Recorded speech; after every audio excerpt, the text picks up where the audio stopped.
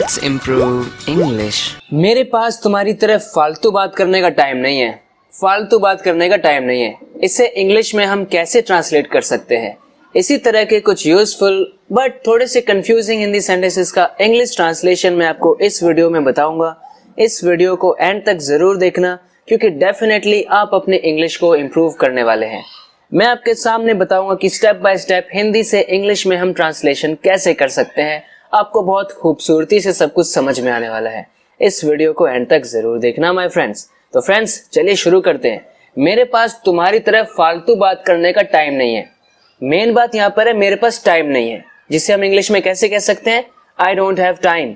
मेरे पास सब्जेक्ट यहाँ पर आई है तो आई आ गया। सेंटेंस नेगेटिव है इसलिए आई डोंट प्रेजेंट इंडेफिनिट है, इसलिए डू हेल्पिंग वर्ब का use. I don't have time, मेरे पास टाइम नहीं है। क्या करने का? फालतू बात करने का। यहाँ पर एक इडियम मैं आपको बताना चाहता हूँ जो होता है I don't have time to shoot the breeze. Shoot the breeze, shoot the breeze, this is an idiom. Shoot the breeze का मतलब होता है फालतू बातों में टाइम गंवाना, ऐसे ही फालतू बात करना। इसकी जगह पर आप ऐसे भी कह सकते हैं चैटर करना। I don't have time to chatter, I don't have time to chatter, मेरे पास चैटर करने के लिए वक्त नहीं है। या फिर हम कह सकते हैं I don't have time to chit chat. Chit chat का भी हम यूज कर सकते हैं, एज अ वर्ब यूज हो जाता है ये chit chat. I don't have time to shoot the breeze और चैटर और चिट चैट। फ्रेंड्स इस वीडियो को एंड तक जरूर देखना क्योंकि एंड में मेरे पास आपके लिए कुछ खास है। एंड में मैं आपको बताऊंगा कि पनौती को इंग्लिश में हम कैसे यूज कर सकते हैं, पनौती के क्या क्या मीनिंग निकलते हैं और कैसे इंग्लिश में इस वर्ड को हम एक्सप्रेस कर सकते हैं। तो फ्रेंड्स अभी हम अगला सेंटेंस देखते हैं। वो तो हमेशा ही दोनों ही हाथों में लड्डू लेना चाहता है। ऐसा थोड़ी हो सकता है हमेशा दोनों ही हाथों में लड्डू लेना, यानी दो दो फायदे चाहना एक ही साथ में। इडियम एक इंग्लिश में होता है to have the best of both worlds. अब क्योंकि सब्जेक्ट ही है, ही वॉन्ट्स, प्रेजेंट इंडेफिनिट है, वर्ब में एस लगाना पड़ेगा। He wants to have, he wants to have the best of both worlds. Have the best of both worlds, यहां से यहां तक ये पूरा आइडियम है। He wants to have the best of both worlds, यानी कि वो दोनों ही हाथों में लड्डू लेना चाहता है, मतलब कि दो दो फायदे एक साथ में चाहता है। ऐसा थोड़ी हो सकता है, ऐसा नहीं हो सकता है। कहने का मतलब ये हो नहीं सकता है। इसको हम ऐसे बोल सकते हैं दिस इज नॉट पॉसिबल, ये पॉसिबल नहीं है, ऐसा नहीं हो सकता है। या फिर this can't happen, this can't happen, ऐसा नहीं हो सकता है। वो तो फेल होता होता पास हो गया किसी तरह, नहीं तो पिटता अभी। किसी तरह फेल होता होता पास हो गया, यानी मुश्किल से बाल बाल बच गया।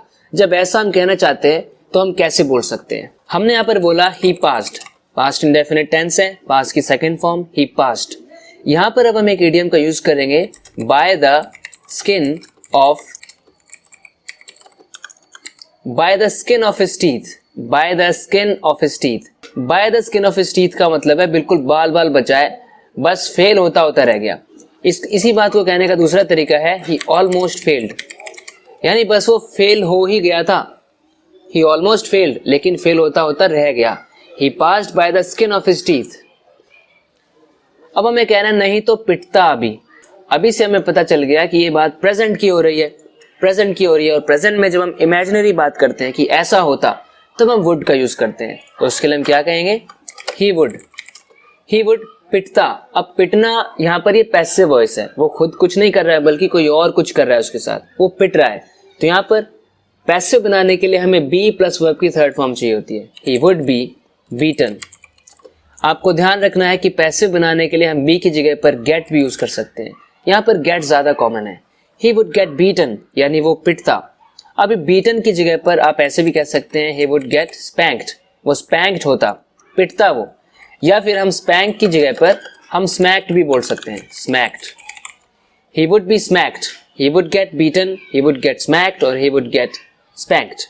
he passed by the skin of his teeth. मुझे क्या पता था कि वो सारा भेद खोल देगा, मैं तो उस पर आंख बंद करके भरोसा करता था। मुझे क्या पता था, मुझे क्या एहसास था, मुझे क्या इस बात का अंदाजा था। इसके लिए हम एक फ्रेज यूज करते हैं लिटिल डिड आई नो।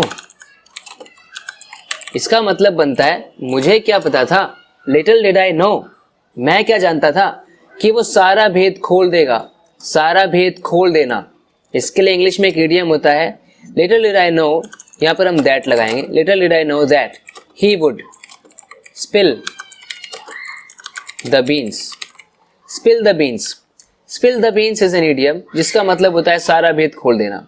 मुझे क्या पता था कि वो बीन्स को स्पिल कर देगा, मुझे क्या पता था कि वो सारा भेद खोल देगा। एक और इडियम होता है जिसका मीनिंग इसी इडियम से मिलता जुलता है, let the cat out of the bag. Spill the beans और let the cat out of the bag यानी भेद खोल देना, किसी सीक्रेट को सबके सामने डिस्क्लोज कर देना।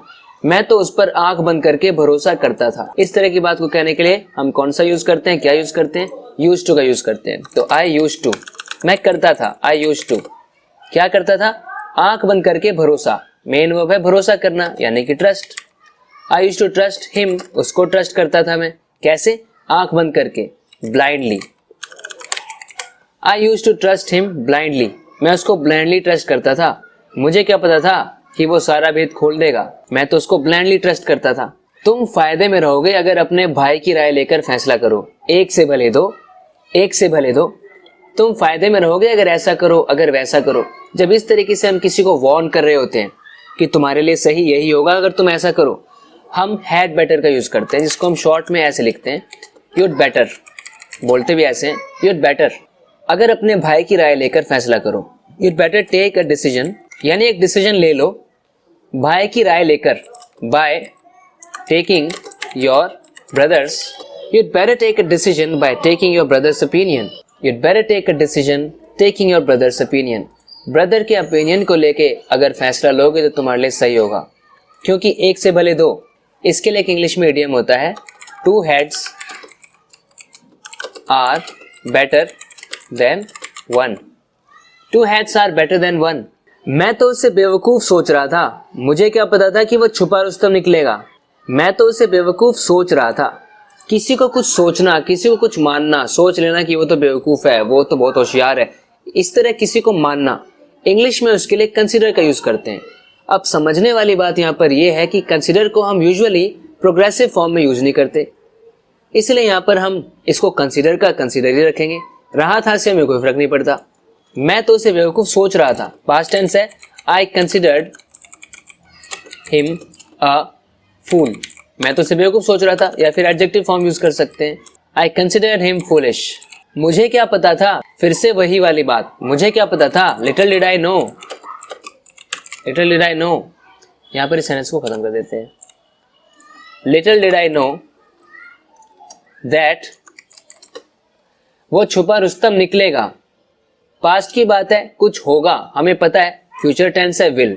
लेकिन जब पास्ट में इस तरीके से बात करते हैं, क्योंकि बात तो पास्ट की है ना, पास्ट में मैंने ऐसा सोचा था, मुझे क्या पता था, इसलिए विल का पास्ट फॉर्म वुड यूज होगा यहाँ पर, that he would turn out. अगर कोई किसी वे में टर्न आउट करता है मतलब अचानक से निकल कर आता है उसका कोई रूप, he would turn out to be a dark horse. Dark horse, इसका क्या मतलब है, ये एक इडियम है। अगर कोई डार्क हॉर्स है मतलब कि वो छुपा रुस्तम है, उसके अंदर कुछ हुनर छुपा था, वो किसी को दिखा नहीं रहा था, किसी को दिख नहीं रहा था, सब तो उसे ऐसे सोच रहे थे बस। But no one knew that he would turn out to be a dark horse. किसी के कहने से कुछ नहीं होगा, मेरे कहने से क्या होगा। किसी ने कमेंट करके मुझसे पूछा कि इसे इंग्लिश में कैसे कह सकते हैं, तो अक्सर इसमें कंफ्यूजन की वजह यह है, किसी के कहने से कुछ नहीं होगा। जैसे अगर मैं बोलूं कि रोने से कुछ नहीं होगा, crying is of no use, रोने से कुछ नहीं होगा। वैसे ही अगर मैं कहूं उसको पीटने से कुछ नहीं होगा, अगर मैं कहूं beating him is of no use, वैसे ही किसी के कहने से कुछ नहीं होगा। अब यहां पर क्या हो रहा है ना, saying is of no use. अब लेकिन यहां पर मुझे ये वाली बात ऐड करनी है कि किसी के कहने से, यहां पर तो कहना आ गया सिर्फ, लेकिन किसी का कहना, किसी का कहना यानी कि anybody saying, no one saying, ये थोड़ा अजीब लगता है। अब यहां पर हमें एक दूसरा तरीका सोचना पड़ेगा इसी चीज के लिए। किसी का कहना यानी कोई क्या कहेगा, कोई जो भी कुछ कहता है उसे इंग्लिश में हम क्या कहते हैं, स्टेटमेंट कहते हैं। उसने कुछ स्टेटमेंट दी है या उसका कुछ ओपिनियन है। यहां पर हमें इसको कैसे लेना है, किसी के कहने से, यानी किसी का जो ओपिनियन है, किसी की जो स्टेटमेंट है वो मैटर नहीं करने वाली है, उससे कुछ नहीं होगा, ये मतलब है ना। तो हम क्या बोलेंगे, नोबडीज स्टेटमेंट, नोबडी स्टेटमेंट या फिर opinion will matter, nobody statement और ओपिनियन विल मैटर, यानी किसी के कहने से कुछ नहीं होगा। यहाँ पर इस मैटर की जगह आप ऐसे भी कह सकते हैं, नोबडी स्टेटमेंट और opinion will have any significance. Significance का मतलब होता है इंपॉर्टेंस, यानी कि कुछ महत्व तो नहीं होगा, कोई कुछ भी कह ले उससे फर्क नहीं पड़ेगा। या तो आप मैटर कहे या मैटर की जगह पे nobody statement will have any significance, will have any significance ऐसे आप कह सकते हैं। मेक एनी डिफरेंस, कोई फर्क नहीं पड़ेगा, it won't make any difference. Nobody statement will make any difference, मेरे कहने से क्या होगा, मेरे कहने से क्या होगा, तो आप कैसे बोल सकते हैं, how will my statement matter, how will my opinion matter, how will my saying anything make any difference, how will my opinion make any difference. अब फ्रेंड्स मैं आपको बताता हूँ पनौती को हम किस तरीके से इंग्लिश में बोल सकते हैं। पहले हमें समझना है कि जब हिंदी में हम पनौती बोलते हैं तो हम क्या कहना चाहते हैं, हमारा मतलब क्या होता है। तो फ्रेंड्स पनौती या तो हम किसी इंसान को बोल सकते हैं, ऐसा इंसान जो जब भी आता है ना कुछ बुरा होता है, पनौती है वो, बैड लक है वो सबके लिए। वो जब भी आता है एक तो उसके खुद के सारे काम बेकार होते हैं और उसके पास जिसके भी पास वो जाता है उसके भी खराब हो जाते हैं काम, यानी कि ये इंसान ना पनौती है। इस तरह के इंसान को डिस्क्राइब करने के लिए हम कौन सा एडजेक्टिव यूज करेंगे, जिंक्स्ड। पहली बात तो मैं ये बताना चाहूंगा कि ऐसे किसी को बोलना नहीं चाहिए, क्योंकि ऐसा कुछ होता नहीं है जहां तक मुझे लगता है। ये तो बस किसी का अपमान करना हो गया बस। लेकिन आपको इसकी इंग्लिश जाननी है, मैं आपको बता दूं कि ऐसे के लिए आप जिंक्स्ड का यूज कर सकते हैं। पनौती मतलब जिंक्स्ड, और यहाँ पर इसका मतलब ये नहीं कि सिर्फ ये पर्सन के लिए ही यूज हो सकता है, कोई भी चीज जिंक्स्ड हो सकती है। Any place can be jinxed, anything can be jinxed. कोई भी चीज अगर जिंक्स्ड है मतलब कि वो पनौती है, बैड लक लाती है वो चीज, वो जिंक्स्ड है। आप समझ रहे हैं। इसको सेंटेंस में कैसे यूज कर सकते हैं, हम बोलेंगे ही इज जिंक्स्ड, वो पनौती है, दे आर जिंक्स्ड, ही इज जिंक्स्ड। तो जिंक्स्ड सिंपली एक एडजेक्टिव है, ऐसे आप इसको यूज कर सकते हैं। अब पनौती का ही एक और तरीके से मीनिंग होता है। अब कभी कभी कोई इंसान बैड लक तो नहीं लाता लेकिन हमें परेशान करता रहता है हमेशा, उसको भी हम पनौती बोल देते हैं। ये और यार पनौती है, फिर आ गया दिमाग खराब करने पकाने, क्या पनौती है ये। जब उस वे में हम पनौती बोल रहे हैं तो हम बैड लक से कोई मतलब नहीं वहां पर जाहिर कर रहे हैं, हम तो ये कहना चाहते हैं कि ये बड़ा अनॉय करता है यार। तो यहाँ पर आप उस तरह की सिचुएशन के लिए पनौती के लिए ही जिंक्स्ड का यूज नहीं कर सकते जो कि बैड लक वाला है, लेकिन हमें सिर्फ कहना है ये तो बस ना परेशान करता है, बस ऐसे ही फिर आ गया पनौती डिस्टर्ब करने के लिए। तो तब हम कह सकते हैं ही is a pain in the नेक। अगर कोई चीज या कोई इंसान पेन इन द नेक है मतलब वो पनौती है, परेशान करेगी वो चीज, आपको अनॉय करेगी, आपको डिस्टर्ब करेगी, बॉदर करेगी, आपका दिमाग पकाएगी। It's a pain in the neck और he is a pain in the neck. अब पनौती का एक और तरीके से मीनिंग होता है कोई भी चीज जो आपकी जिंदगी में परेशानी बनी हुई है वो पनौती है। कोई बहुत खतरनाक सी चीज या बहुत बुरी चीज जिसने सबकी जिंदगी दुभर बना रखी है तो वो उन लोगों के लिए पनौती हो सकता है। जैसे हम कह सकते हैं कि जो कोविड-19 जो फैला हुआ है ना ये यार पनौती है ये, तो हम इसके लिए कैसे बोल सकते हैं, पेन इन द नेक तो बोल ही सकते हैं लेकिन जिंक्स नहीं बोल सकते, जिंक्स तो बैड लक वाली बात करेगा। यहाँ पर हम जब भी कोई चीज हमें बहुत अनॉय कर रही है, परेशान कर रही है, क्या है यार ये क्या है, क्या मुसीबत है, क्या पनौती है यार, उस वे में अब हमारे पास एक दूसरा वर्ड होता है, वो वर्ड होता है न्यूसेंस। न्यूसेंस, कोई भी चीज जो आपको परेशान कर रही है वो न्यूसेंस है। तो आप ऐसे इरिटेट होकर बोल सकते हैं what a nuisance, what a nuisance, क्या न्यूसेंस है यार, क्या मुसीबत है, क्या झंझट है। जैसे कुछ सिचुएशंस के एग्जांपल मैं आपको देना चाहता हूँ कि किस सिचुएशन में आप न्यूसेंस बोल सकते हैं। जैसे आप जहाँ रहते हैं, आपके मोहल्ले में कहीं पर हर जगह कीचड़ रहता है, मड रहता है, आप जब भी वहां से गुजरते हैं आपको परेशानी होती है, आप उसे देख के बोल सकते हैं what a nuisance, what a nuisance is this, क्या दिक्कत है यार, क्या झंझट है ये, क्या है ये, व्हाट अ न्यूसेंस। अब जब भी बाहर निकलते हैं मास्क पहन के निकलना पड़ता है तो कुछ लोग कंफर्टेबल नहीं होते तो वो बोल देते हैं ऐसे गुस्से में, क्या पनौती है यार ये मास्क भी पनौती है, व्हाट अ न्यूसेंस। तो इस तरीके से कोई बच्चे शोर कर रहे हैं, कोई पड़ोसी है आपका जो बहुत शोर करता है तो आप ऐसे गुस्से में what a nuisance, our neighbours are nuisance, हमारे पड़ोसी तो ना यार पनौती है बस।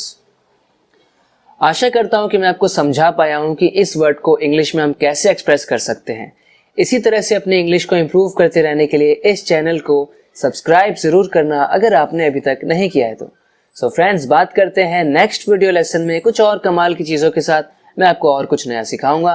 तब तक के लिए अपना ख्याल रखना। Take care and bye bye.